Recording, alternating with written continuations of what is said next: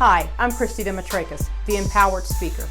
As a certified public speaking coach, I can tell you that I have coached hundreds of people, and no matter how good they are as speakers, inevitably, they always encounter some sticky situation while they are presenting. And in this episode of Empowered Speakers Want to Know, I want to address one of those topics. Here's the one for today. What do you do when you're asked a question you don't know the answer to? Well, there's several ways you can respond, but the first way is not the way, and that is to panic. Do not panic. That is our first instinct when we're asked something that we haven't prepared for and we're wondering where in the world did they even come up with that question. Don't panic. You have two really good options for handling questions that you don't know the answer to.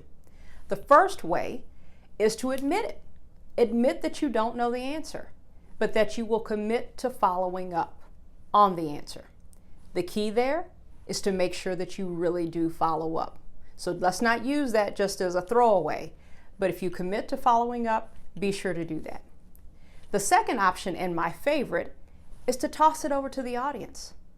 If the question is asked, ask the audience, what do you all think? Inevitably, somebody in that audience is going to know the answer.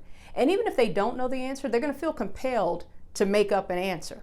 And while they're making up answers or solving it for you, you have time to think about whether you really do know the answer and you just couldn't recall it in the moment. But if they answer the question, keep it moving. Chalk that up as a win. Someone answered the question that was asked, it took you off the spot. The question is answered, the participant is happy, keep it moving. So those are your two ways to answer a question that you don't know the answer to, or to handle answering a question that you don't know the answer to. Admit you don't know, and make sure that you follow up.